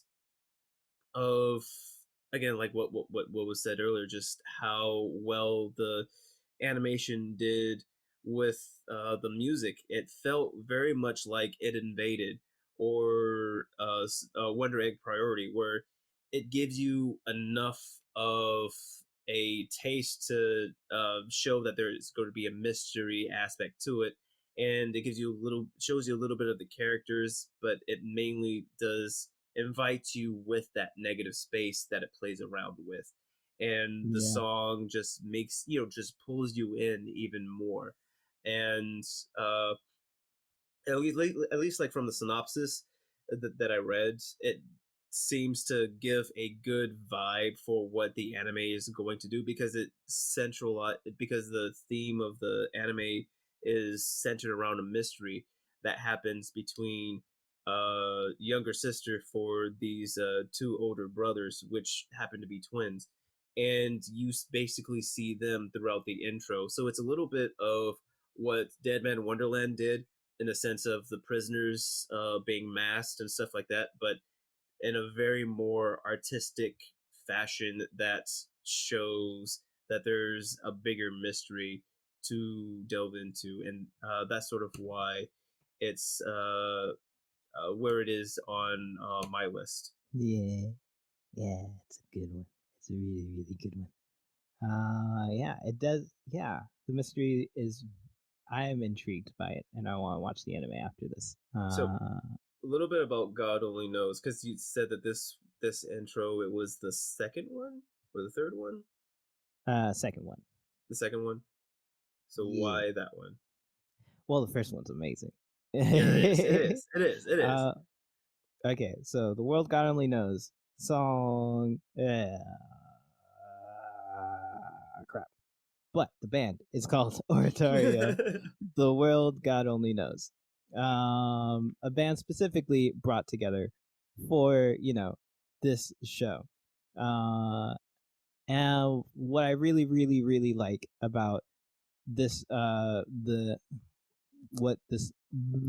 I really, really like about this band is that they have such beautiful, beautiful compositions. Like, the compositions go through these huge, sweeping changes. I can't play any of them on the ukulele, but it's trust me on this one. They give they're a a good huge sense listen. of the sublime and like the idea of combining, like, a little bit of divinity here, a little bit of technology here, a little bit of a harem Oh here, yes, and yes. like playing with these three like things. The harem like part is like super anime, and then they have like the technology part. They have all the synthesizers and stuff, and then they have these like really, really majestic chords in there. It's just a really good listen. Give it a shot. Give it a shot, guys. You'll have fun. Oh, it definitely is, and I agree with you that the intros do balance well with the technology, the divinity stuff like that. It's a very interesting blend that you didn't think Mm-hmm. would work until you actually see it work. Sweet. So that's your 10 through 2. So we got one more left with you, Razza, but now we're going on to Sam. So, Sam, what is your 4, 3, and 2? My 4, 3, and 2 are as follows. Number 4, Ao Noer Exorcist, the first opening, which is Core Pride by Uberworld. Is that a Kobe? Wait. Is that a Kobe? I think that's a Kobe. Because it's in That's a your. Kobe! Wait, that's your Oh number 4? my! That's your number That's 4? my number 4. Oh, That's that is my a Kobe. number 4. Okay, cool. Okay. It's been so long since we've had a Kobe. Yeah. It's like, are the legends true? Did it actually happen? It happened, apparently. All right, cool. Your number 3? Oh man. Oh, well, So it's a my bench number. for Raza then. Oh, is Yeah, it a it's a bench bench Raza? for me. I saw the anime. Oh. If only we could Oh, all okay, agree on yeah. something for once. My number 3 is Nichijou, the song being Hayadain no Kakata Katomoe C. The vocals by Mayamada, quote unquote, Hiadan Kenichi. That And is a yeet. that's a yeet for you. Okay, I can hold on to that one. And my number 2 is Hanaska Iro, and the song is Hana no Iro. The artist is Nano Right. That's a bench, but that was a hard cut that I had to make. What about you, Raza? Is that a bench for you as well? That's a bench. Okay. So But I it's a good one. have we has 2 that we can talk about. So Jay, Jay, you want to start off first Yeah, on Blue Exorcist? Yeah, so we had an episode about Blue Exorcist already, and I've talked about in length about, again, like the opening to an anime, at least for me, is that it works as a trailer for the anime. So Yeah. the first thing that is so absurdly done well in the opening to Blue Exorcist is to set up the main MC, whose name I am blanking on. Ren, right? Yeah, Ren, and just that it's very frantic of not showing you anything but like the main cast. So it is a an exorcist story about dealing with demons, and like you do see like a few demons. They are the dust mite kind of demons. They're floating in the air, but the the opening just opens up with him late for school, and Yes. is so subdued about like showing you what it's actually about until like the very end, where Ren pulls out his flaming blue sword, and you see this kid late for school and he has pointed ears, and it shows you like the setup of the town that he lives in, which is like a mix of a couple of different architectural aesthetics. It's like this weird steampunk kind of city, but then like you see like the school is very gothic in its architecture. So everything that the opening does to pull you in is just by showing you that Ren is like an adorable little muffin, I guess, and it very much falls into that camp of trying to get you to fall in love with the main character. Like, why would I want to follow this character? Why am I interested in his story? And they do buff it out with like the main cast. They do sprinkle in like a little bit of the mystery elements of like, okay, so he's late for school, he has pointed ears, he has like this blue flaming sword, but then you have like small moments at the very end with him and his brother. Mm-hmm. And what's very much accompanying this opening is by the song Overworld, or sorry, that's the band Overworld. And the song being Core Pride. Core Pride, thank you. Yeah. I only knew about Overworld because they did the opening to My Hero Academia number 3, I think. Odd Future. Yeah, they did. Yeah, so I'm like, oh yeah, I love this band, even though I didn't know about them before. But yeah, it's just like a perfect opening to like this very demon slayer genre that we're kind of finding ourselves in the midst again. And I think I talked about this on the episode that I said this deserved to be resurrected because it feels very much akin to what's going on with like Jujutsu Kaisen and Demon Slayer. But everything that the opening does of intriguing you with the premise, introducing you to the main character, and giving you enough details of the plot, or at least with the world building aspect of it, is so engaging. So that's why it's in my number 4. But Sam, why is it in your number 4? It's a little bit about what you had touched on. So going through my criteria, like how iconic it is.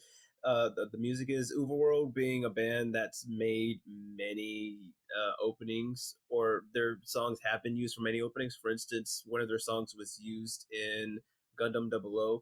There was another song of theirs that they made. I can't remember, but like I've heard them before in other anime, and the fact that the song slaps so hard, it made me go and look at the lyrics too to understand what the song was about. And even the song itself, it was about inner strife that the main character Rin was having to go through. So it felt the emotionality of everything, not just through the music but also through the words that they sang as well.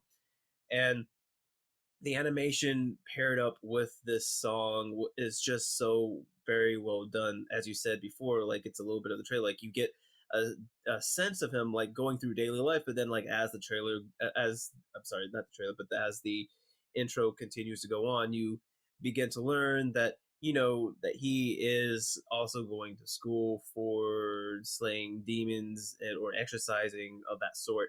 And you also get a sense of his inner turmoil, that he is not like the other kids, but unlike what we had mentioned earlier, where pretty girls doing normal things or try to stand out, like we see him sort of have his Naruto moment where he's alone on the swing, and you get this sense of this guy is really different, and it's very apparent, and it's believable.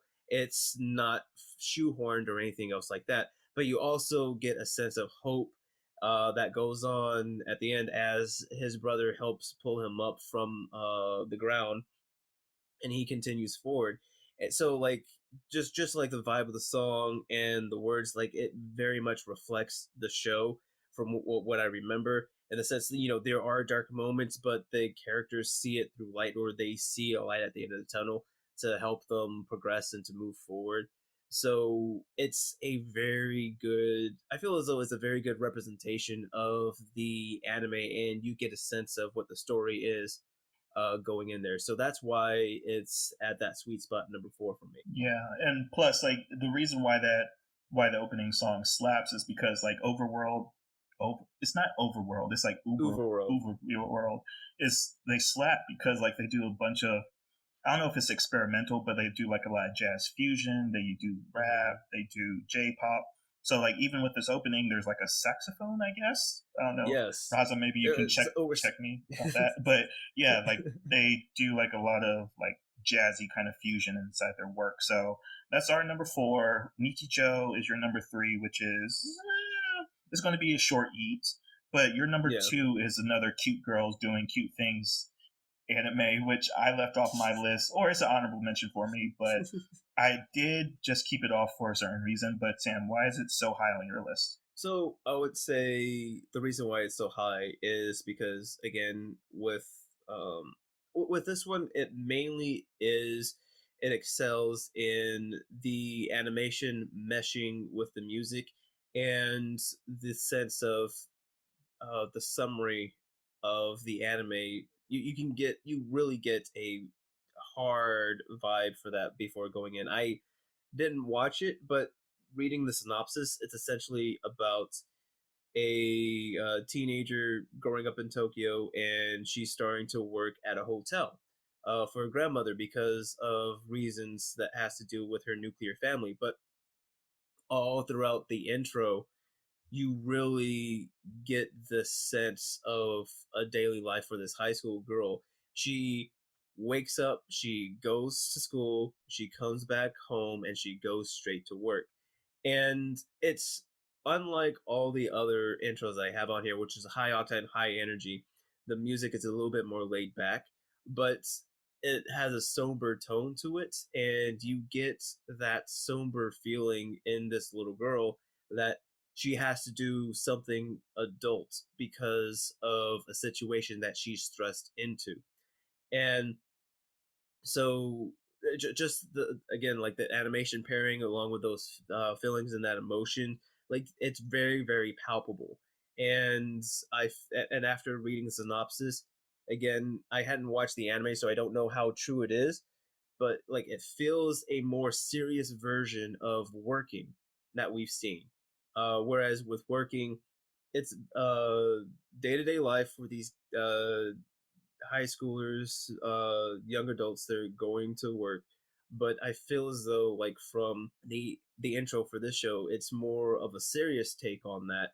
And with the way that the intro has portrayed it, I feel okay with that. That I can go into this anime and know that the drama that's going to unfold is written very well. At least that's the feeling that it's giving to me. I don't know if I'm going to be catfished by this intro or not, but those are the feelings that I've gotten after watching. All right, sweet. So that's your 10 through 2. So we have your number spot left, which I'm realizing now that we all have different number 1s, which is sad, but it's okay. Anyways, my number 4 we talked about is Blue Exorcist with the song Core Pride by Overworld. Number 3 is the anime called Heaven's Memo Pad. That is a bench for me. It's a bench. Yeah, it's a good one though. Yeah, Good choice. yeah. So this is a anime that I was not familiar with, and it's the first opening. It's the title song is "Changing Future" by Choko. Yeah, Choko. And the thing that really struck me with this opening is that it does what Durara, anime that is on my top 9 defining anime list. We talked about it in the first episode of the podcast, but the idea of how people living in an urban setting are just interconnected by virtue of being people that live in the same city. And there is this weird, very ethereal thing that happens in the opening with this little girl and her teddy bear, where it has these very strong Shelter vibes, Shelter being the music video by Porter Robinson. And I can't really put my finger on why it disturbs me because they do introduce this girl in a setting with in front of a lot of computers, like she's doing her I'm going to hack into the mainframe kind of guy in the chair kind of situation. Yeah. And she shows, or on her door to her room is the saying, it's the only thing a neat can do, or the only neat thing to do.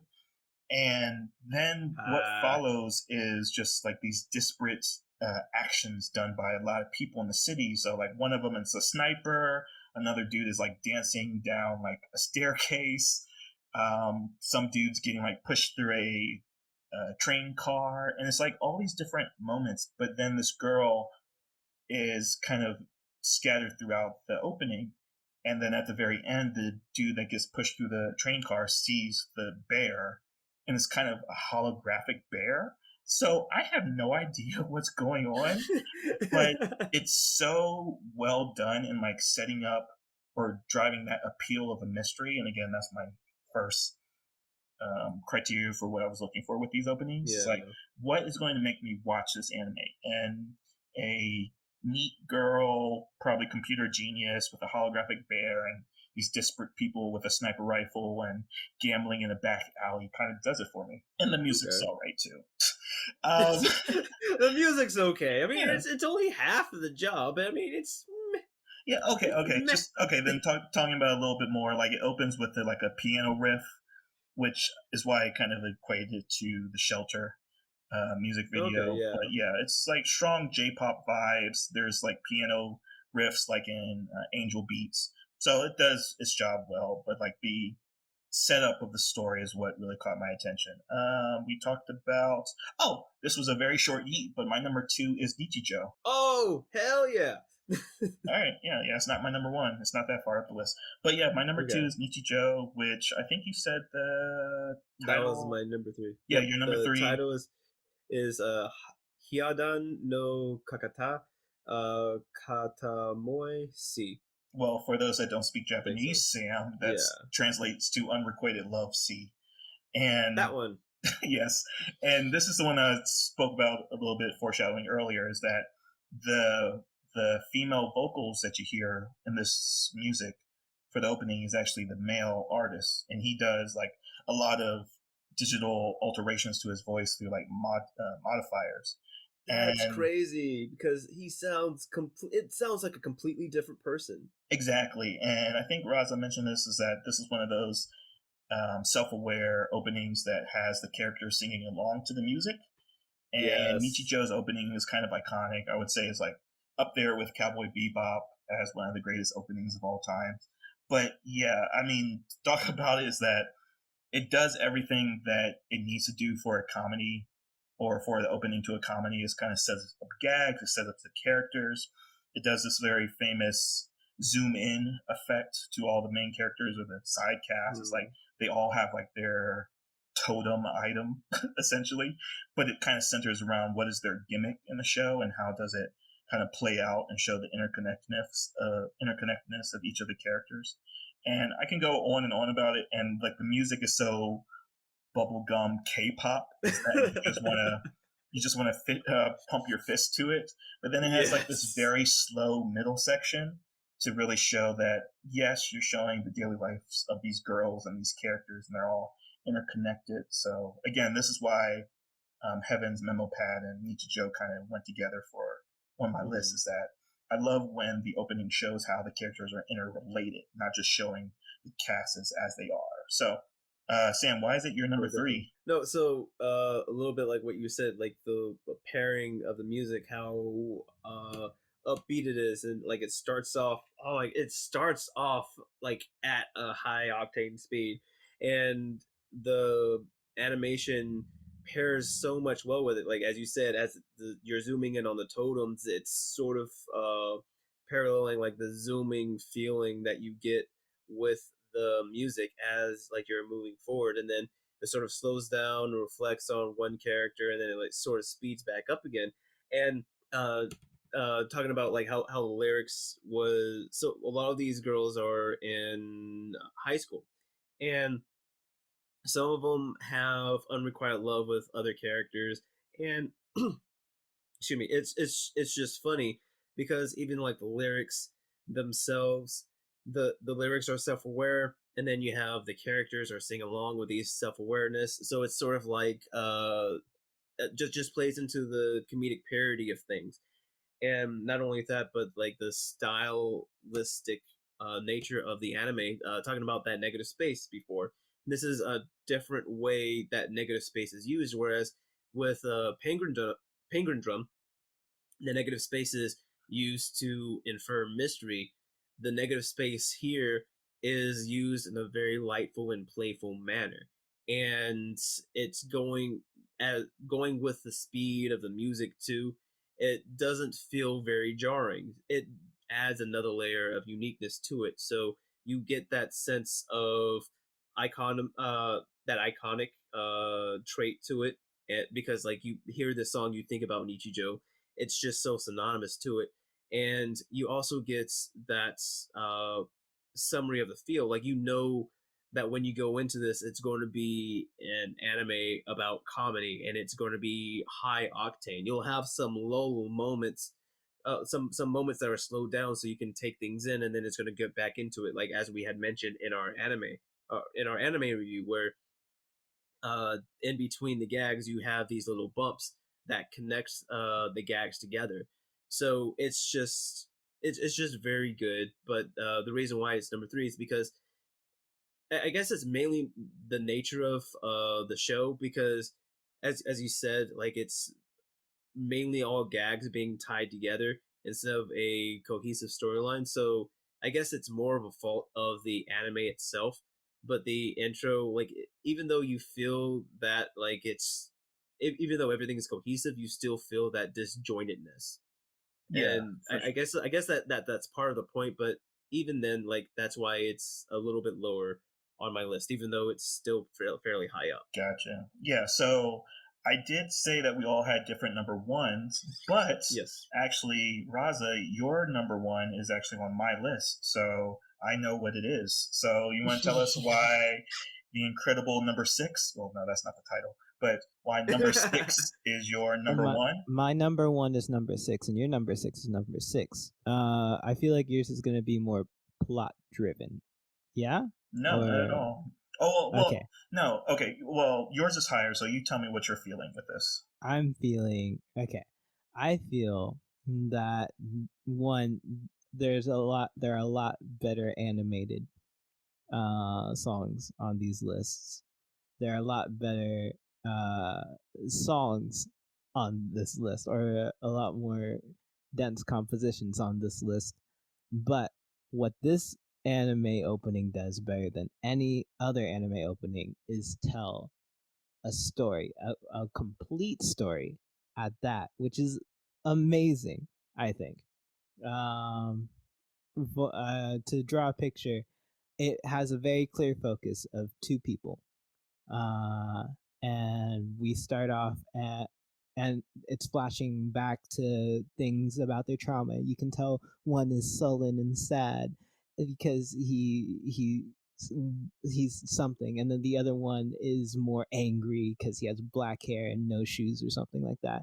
And like what's going on with them is that these things that they're flashing to in the background and adding to become a cage around them, and the images actually start to like appear on their faces, or these frames that are um, hurting them actually are a part of them, which is very, Oh, very beautiful imagery yeah. to begin with. And this is so this cage is building up around them, and then all of a sudden they see each other, and then the cage breaks, and then on top of this, like the frames that have built up on them start to melt away, and we're brought to this clear like crystal horizon, and everything just melts and bleeds beautifully into itself, and it's just so wonderful. I think this is number one in the magic category, for Okay, like sure. it has that X factor. It's a It ha- good embodiment of that X factor you were talking about.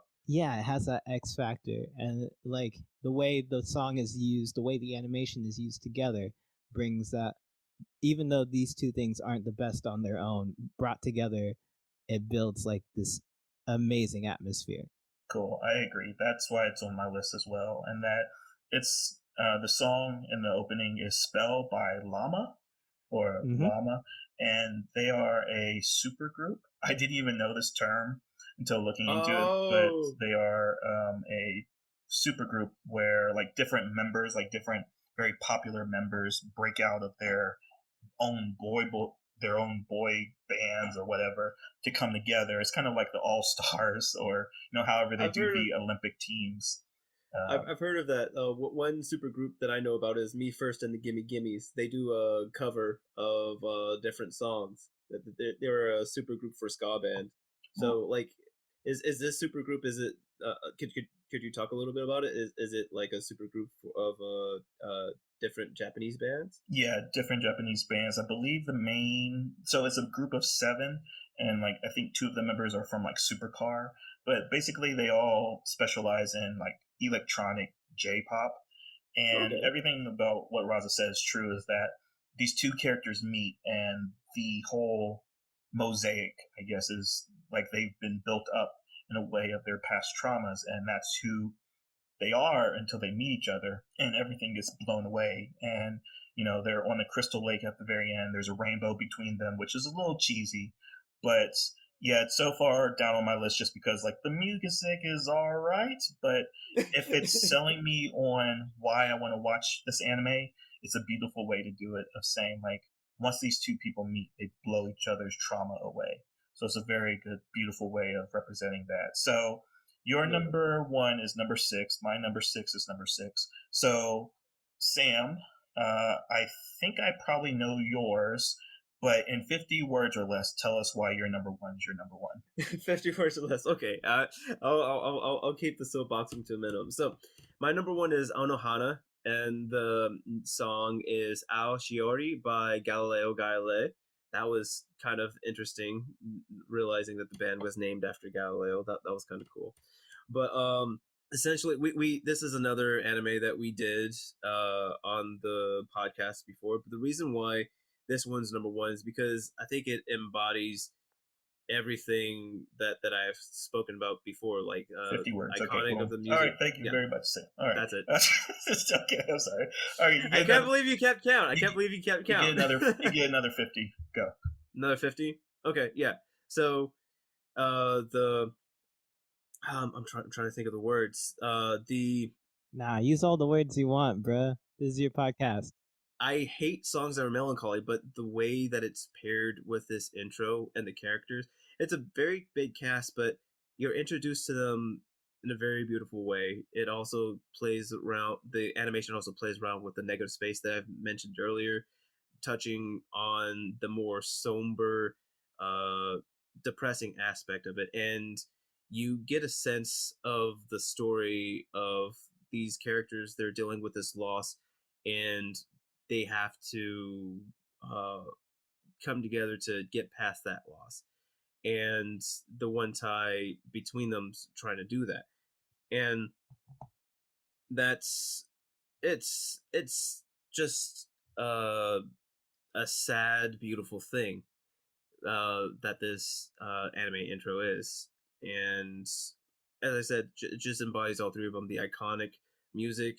Now, every time I hear that music, I only think about that show.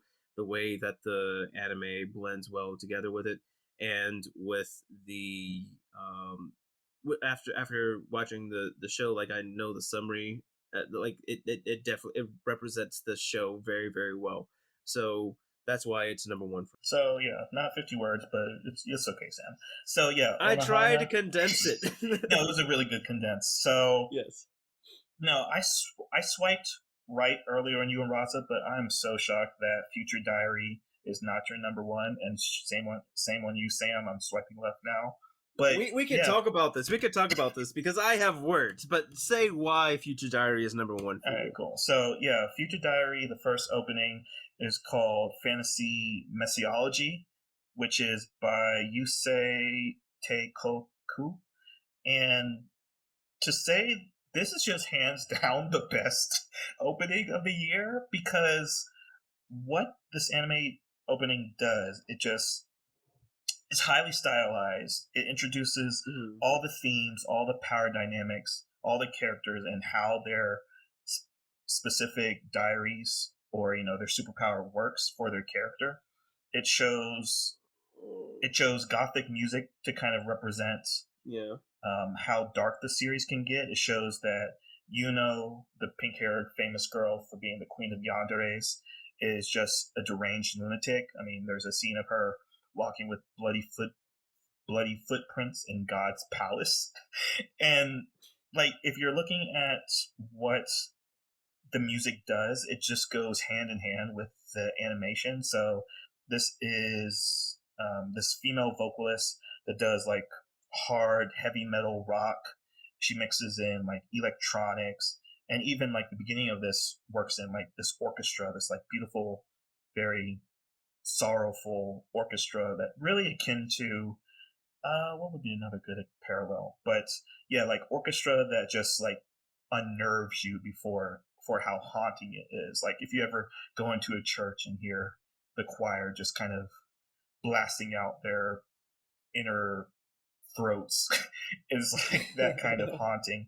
And it foreshadows almost every single turn in the show. So again, filling into that space that I talked about earlier of like seeing the opening once, finishing the series, and then going back to opening to see how everything played out.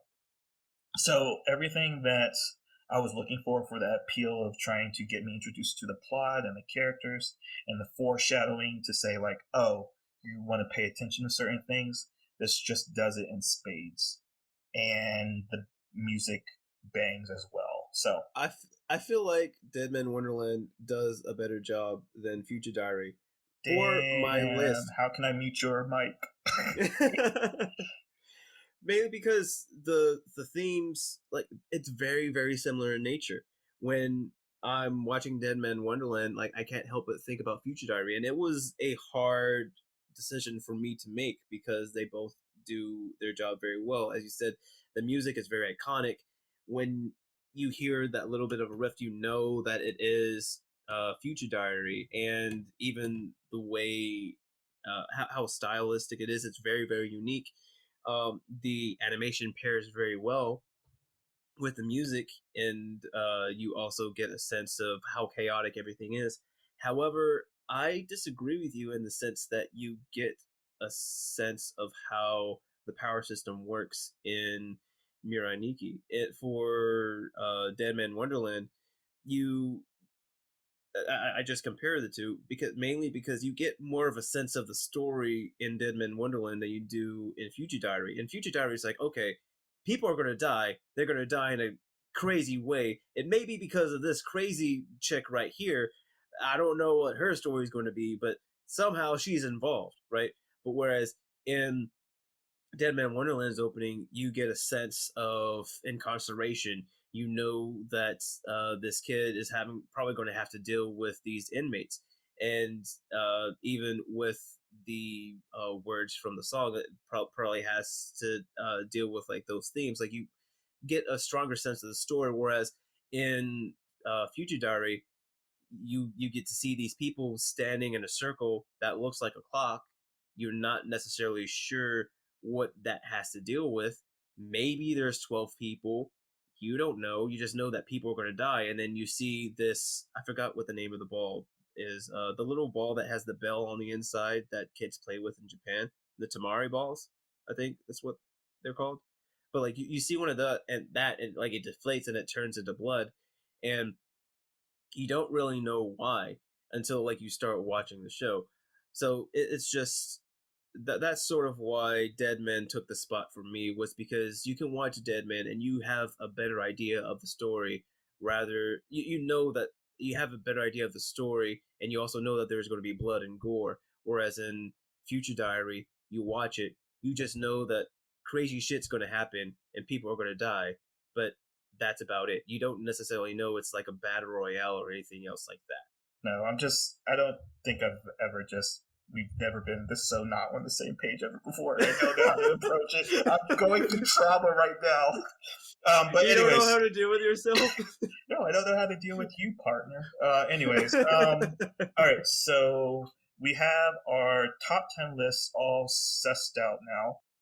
To finish up, to wrap up, we're going to go each through our list one more time to make sure we give proper credit to the titles, the animes, who's responsible for it. So, Razza, can you run us through your 10 through 1 real quick? Okay, 10, Yumikuru Mary. The title is Daydream Syndrome by Marina Fujiwara. Number 9 is From Working. The title is Someone Else by Kanasumi, Saki Fujita, and Eri Kitamaru.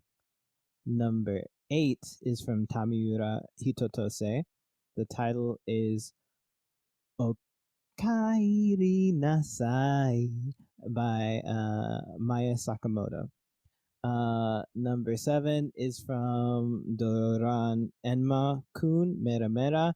The title is Tamashi Mera Mera Ichudo by Masaki Endo. Number 6 is Denpa Ona to Seishu no Toko. The title is Osuchujin by Asuka Ogame. Number 5 is Dragon Crisis. The title is Immoralist, performed by Yui Horie and composed by Ryujin Kiyoshi. Number 4 is Shakugan Shana Season 3. The title is Light My Fire. It is written by Ryu of Supercell and performed by Kotoko. Number 3 is Mawaru Penguin Drum. The title is Nornir, and it is performed by Etsuko Yakushimaru Metropolitan Orchestra. Number 2 is The New World God Only Knows. It's by Oratorio. No, I can't. The title of the anime is The World God Only Knows.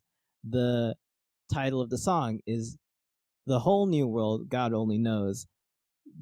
The band is Oratorio, The World God Only Knows. Number 1 is number 6. It's Spell by Llama.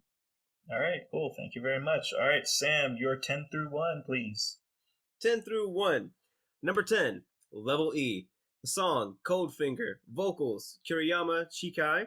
Lyrics, Asai Kenichi, and Kenichi's also the composer. The arrangement is by Pontiacs. My number 9 is Dragon Crisis. The song, once again, is Immoralist by Yuri Horie. Number 8, Dead Man Wonderland. Song is One Reason by W.o.W featuring Fade. My number 7 is Bento. The theme is Live for Life by Okitamachi no Yoru. And my number 6 is Mawaru Penguin Drum. Once again, it's Nornir by Etsu Yakushimaru Metropolitan Orchestra. And number 5 is Hunter x Hunter.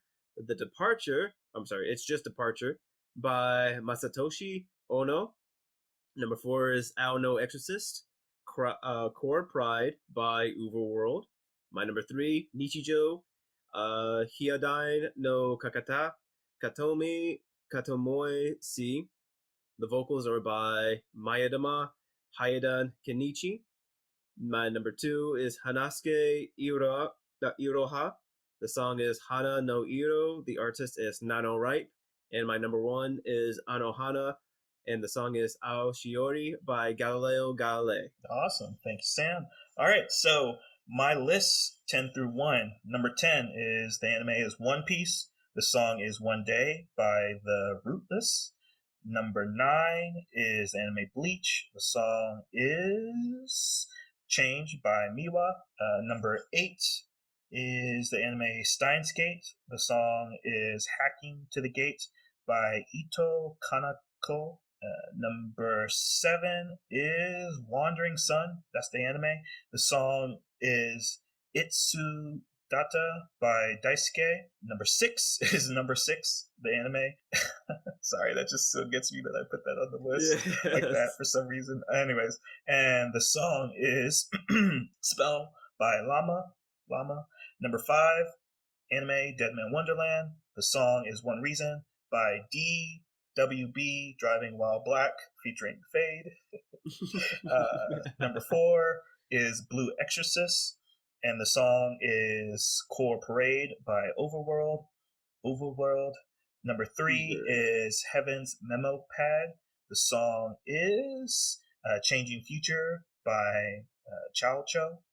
Number 2 is Nichijou, the anime. The song is Unrequited Love C by Hyadan. Thank you. And number 1 is Future Diary. The song is Fantasy Mesiology by Yusei Teikoku. All right, so those are our separate lists. That is it.